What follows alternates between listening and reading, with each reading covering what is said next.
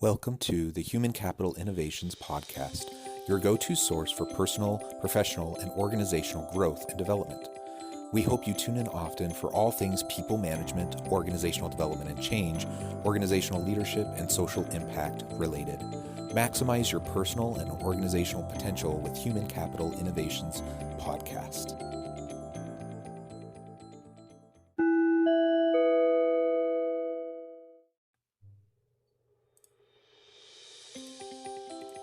Welcome to the Human Capital Innovations Podcast. In this HCI podcast episode, I talk with Anand Tamboli about distributed leadership and developing an experimentation culture.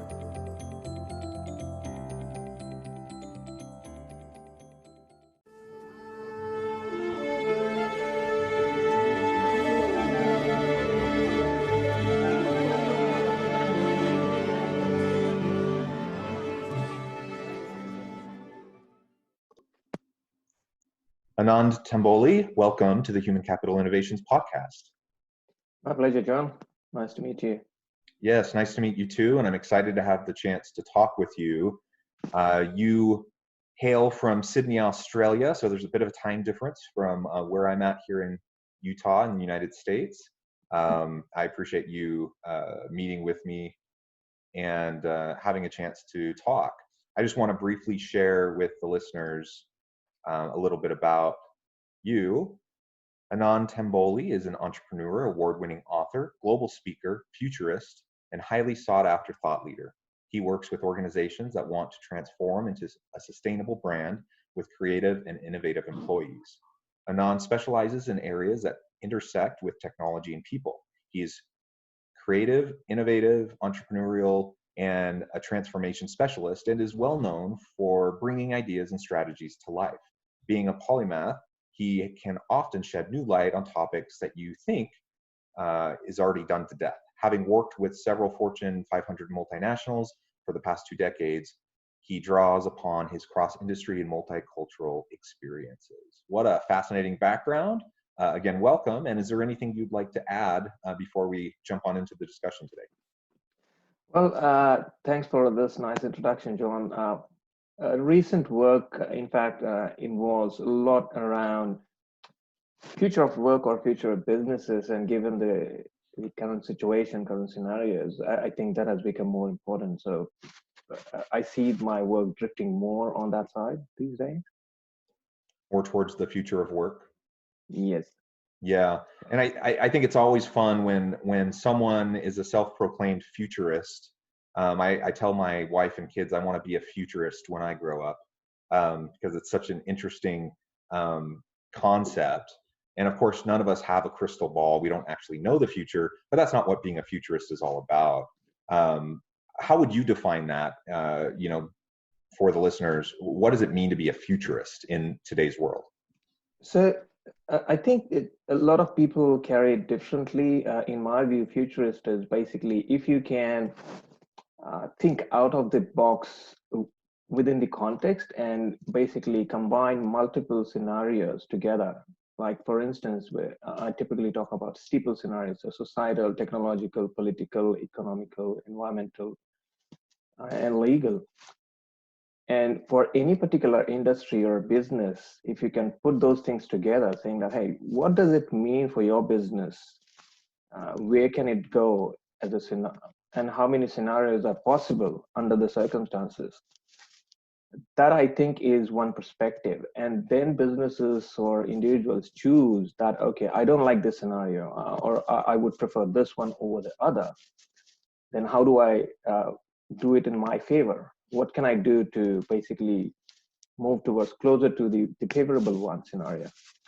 So futurist role essentially touches that aspect and then advises that, okay, this is what you might want to do to make that scenario favorable for you. Yeah. And I think, I do a bit of work, quite a bit of work in mapping the last 50 years of the nature of work. And so I like to think of myself as a bit of a futurist based on historical trends and trajectories, right? We don't know the future, but we can see patterns and we can see the trends and how things have developed over time, and we can see the trajectory of where things are going. Of course, things like a global pandemic can happen, and all of a sudden that shakes things up, and nobody really saw that coming. People saw the possibility of it coming, but nobody, thought when we started 2020 that we were going to be in the middle of a global pandemic. And so you still have to be agile and adaptive, and you can't take anything for granted. But as you look at the past to inform strategy for the future, I think that's what being a futurist is really about. And certainly, I feel like the pandemic is accelerating us towards the future of work that was already inevitable. It was coming in the next 5 to 10 years. We were going to see more and more automation. We were going to see more and more AI and machine learning driven technologies enhancing the workplace and displacing workers and creating new jobs. We were going to see all of that happen. But I think some of that is already starting to happen simply because the pandemic happened, and now we're being forced to find new and creative and innovative ways to work virtually. We can't travel, and so we're trying to connect with consumers and partners, and we have to rethink supply chains, and all of these things are happening right now that our hand has been forced, that now we have to address these issues when it might have happened a little bit more gradually coming in the near future. So that's kind of my general take on it. How does that strike you? Yeah, look, and I think there's a bit of a exaggeration. A lot of people say that, okay, pandemic has basically accelerated the whole transformation. I think it rather has skewed it. So under the normal circumstances, you would have done certain things in a parallel or in serial manner. But now what has happened? A lot of people have gone digital in terms of working from home or meetings and a number of other things. But then they haven't necessarily changed their working style. So meetings are still meetings. They still take awful amount of time. There's still multiple meetings. People still follow the same red tape or organization structures. So I think it would have happened slightly differently if under the normal circumstances, but it just skewed it, which means there's a lot more work to do after. I wouldn't say after the pandemic ends, but as you come out of it, you will have to kind of adjust this skew to make it proper, and then move towards proper transformation from that angle. Yeah, that makes sense, and I think that's right.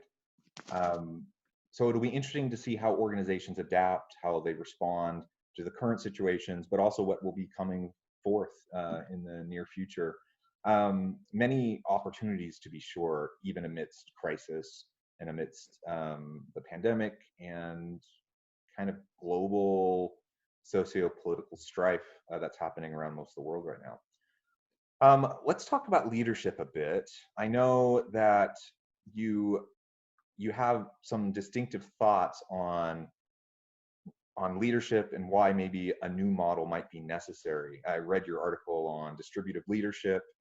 How is it different from other leadership frameworks? Maybe you can describe that for us a little bit and help us understand why that's necessary in today's world. Yeah, sure. So I think we all have seen in the past centralized leadership. That was the beginning of it in terms of the Industrial Revolution and artifacts, where one entity or one person within your company would have all the rights to authorities to take decisions. Over the period, we converted that into a departmental model or decentralized model, where you could disseminate those decision-making powers as well as execution powers to different pockets within your company. But if you look at what is changing right now, is number one interesting change that's happening in terms of the kind of generations we see in organizations these days. So it's no more just the Gen Xers or baby boomers. You've got baby boomers at the top of it, with Gen Xers, Y, and Z as well entering into the workforce. And fundamentally, these people have different circumstances in which they were born and brought up. Their thinking is different.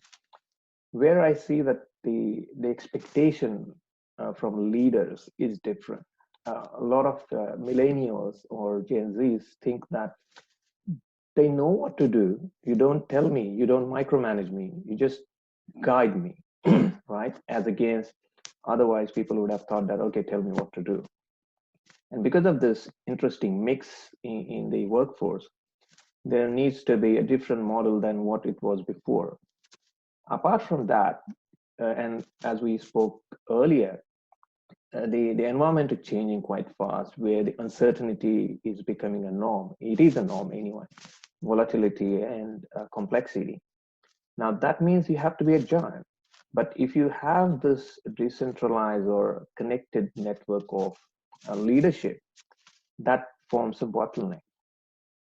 So how do we break that bottleneck? And which is where I think we have to fundamentally change this idea of leadership just for the decision making and all, and make it more guidance oriented, but the decision making powers could be distributed, and which is where the distributed leadership model or idea came into existence. Yeah, and I really like the idea of distributed leadership, distributed power, and more open and deliberate communication throughout organizations, more transparency, not so much top-down dictates and decrees. I think we live in a disruptive time, so disruptive technologies, disruptive environments. We have to respond agilely to a lot of different things. And simply put, leaders aren't capable of doing it all themselves. Even if they could do it all themselves, that's not the best way forward to help create buy-in for change, to help employees feel empowered to do their best work. It's such an outdated model of leadership, that the top-down hierarchy kind of tight control model. And so this more distributed approach, I think, really is what the world today needs. And we need to be much more adaptable and agile. And we can only do that as we tap into the potential of all of our people, their creativity and their innovative tendencies, right? Yeah, absolutely. Yeah. And it looked like we had this notion earlier, and it was true that one person knows it all, others just follow. It's not true anymore. So that's where I think the adaptations is even more crucial.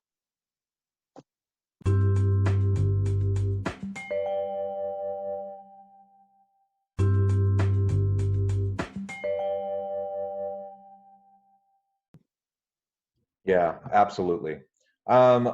Well, good. I think another aspect of some of your work that I find really interesting is around the idea of experimentation culture.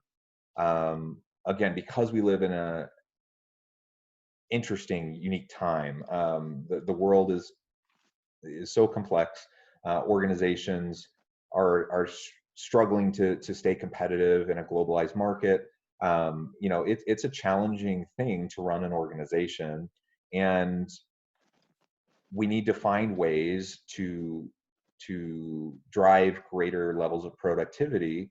And that can't just happen through putting our thumb on our employees and trying to get them to do more, right? We can't just expect people to work longer hours, to take fewer breaks, to be more productive. We need to create our way and innovate our way into greater productivity. And there are certain contexts, certain environments where leaders can inadvertently actually kind of erode away and remove the initiative and the tendency of employees to be risk taking and to try to be innovative, whether they, even if they're not intending to do that. Leaders create those types of environments all the time. In contrast, we really need that kind of an experimentation culture. So how do you, when you're working with Fortune 500 multinational firms, how do you talk to leaders about creating that kind of an entrepreneurial environment, that risk-taking environment where you can fall forward, fail fast, learn from what you're doing, and then leverage those learnings into new innovations? Typically, there's a bit of a dichotomy here that people understand that they need to be innovative, they need to kind of adapt this fail fast culture and learn new things. At the same time, they are also risk averse. So it's a bit of a jam over here people find themselves. And I often give some of the examples that in other few companies where I worked with. Like for instance, when I worked with LG Electronics, we had this culture of experimentation and innovation.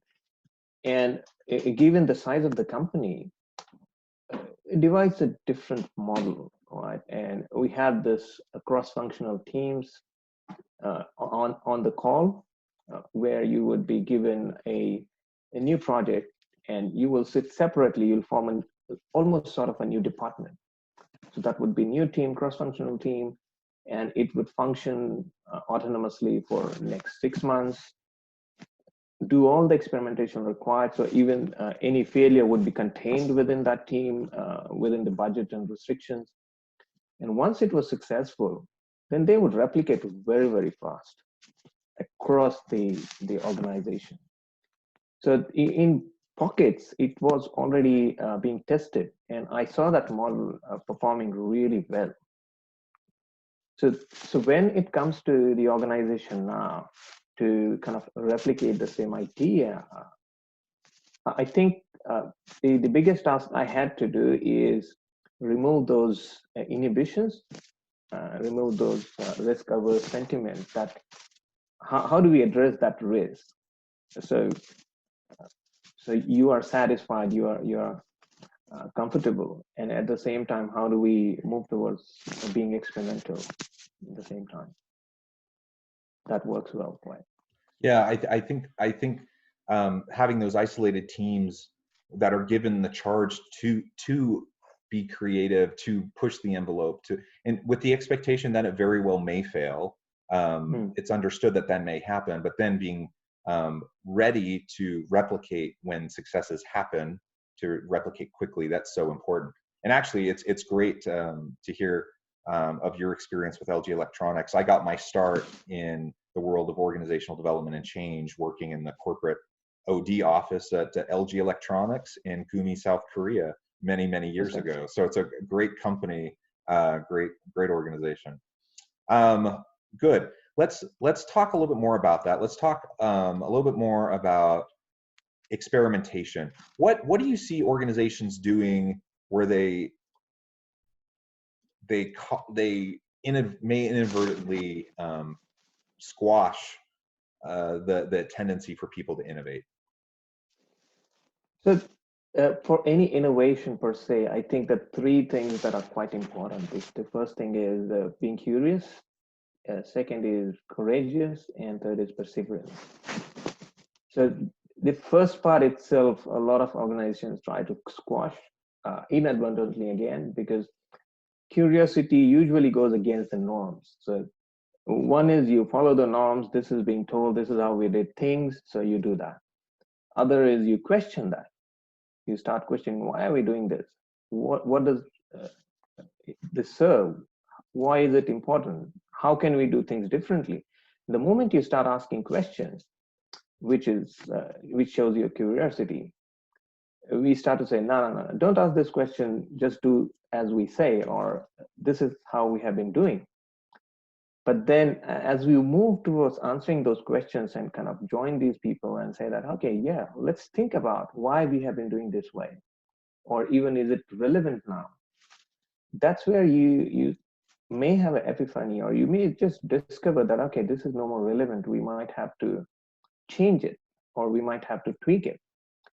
Now, this may be, well, a good finding, but it again needs a next step. So if you find something useful, if you find something that is worth changing, would you do that? Would you change it? That takes courage.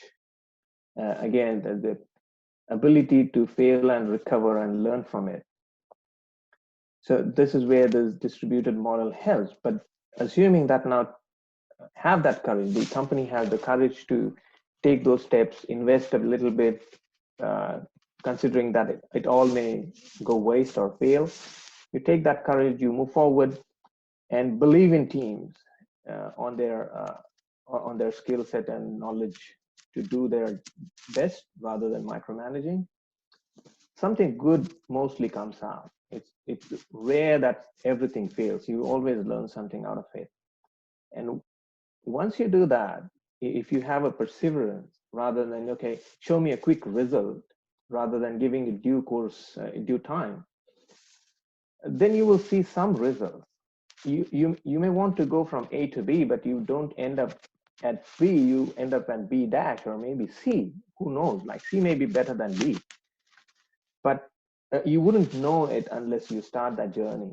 So feeding curiosity with courage and courage to the perseverance. Once we have these three things, the innovation becomes really bearable and realistic. Combine that with experimentation culture and this environment, because eventually environment that leaders create will dictate the performance. Yes, absolutely. The culture and the environment is absolutely key. We can't micromanage. We can't dictate everything that needs to occur. And you mentioned earlier Gen Z and millennial workers. They want to be in that environment where they can be empowered to be creative, to innovate, and get coached and mentored along the way, get regular feedback, but where they're not being told every little thing to do, and they're not really interested in doing something just because that's the way it's always been done. If they have an idea and it seems to make sense, they want to be able to run with it. They want to try it out. And I think that in part, that's what an experimentation culture is all about, is creating that environment where people feel safe, they feel empowered, where there are many opportunities to collaborate, where people can share ideas and have things connect in ways that maybe they hadn't previously considered. That's where the greatest innovations come. Not when we're siloed into our own little areas of expertise, but when we have the opportunity to have ideas bounce off of various types of contexts. So I think it's so vital, and we see so many organizations who they want innovation, they want creativity, but then they have policies, practices, and procedures within the organization. They have the red tape that's in place that either discourages it or almost makes it completely impossible. And so we have to find a new way. We have to find a way for really, I mean, and I get it, it's hard, especially when you have a really large multinational firm. It's really hard to be agile, to be adaptive, but we have to find a way to do that, because otherwise we're going to squash this experimentation culture, and we'll lose our best people, those people who are driven by the opportunity to innovate. Yeah, and you would have seen that lots of millennials or even Gen Zs, the average employment span within a company is way different than other people. And primarily because of this, that they quickly sense that it is not working for them, and then they basically change for something else. And they keep changing until they find something useful. Fortunately, pandemic has kind of forced these large organizations to think in a different terms. Earlier, I have seen that large organizations usually are very, very risk averse. So that factor almost overshadows the experimentation or innovation part. But if you look at from a cost and benefit analysis perspective, the cost is too high to take any action. Here, as you said, the pandemic has forced the hand. So they had to do it. They had to kind of let people decide for themselves when they want to work, how they want to deal with situations without having a formal leadership oversee them all the time. So this experiment was kind of forced upon, and a lot of people have learned from it that, okay, yeah, it works, right? If they kind of put in their best efforts, it will even work better. I think this is where we have to see it from that perspective. Excellent. It has been a real pleasure talking with you today. Before we wrap up and close this episode, I do want to give you a chance to share with the listeners how they can connect with you and learn more about you and the work that you're doing and the services that you offer. Would you mind sharing that with us? My pleasure. Well, look, I'm quite active on LinkedIn, so please feel free to share, connect with me on LinkedIn, or connect with me on my website. I frequently write for publications. I frequently write on my website as well. Lots of my books are available for free to download or pretty much cheap or coffee cost, I would say. So do download them, have a look at them. And when you look at all these materials, when you look at all these thought processes, you will see that if it resonates with you, feel free to talk to me and see how we can work together. Wonderful.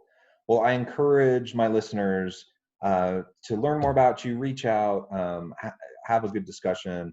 I think in this world, this environment that we're in right now, we need more opportunities to connect, to think about things in new ways. I love the distributed leadership approach. I love the experimentation culture aspects that we talked about. I think those are so vital in organizations. So I hope my listeners will take the opportunity to connect with you and learn more from what you're doing. Thank you so much for chatting with me today, and I hope you stay healthy and safe in Australia, and enjoy the rest of your week. Thank you. It was an honor, John. Thank you so much.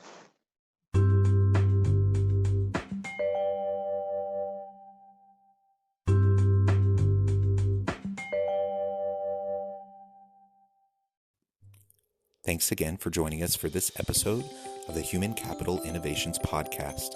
I hope you stay healthy and safe and that you have a great week.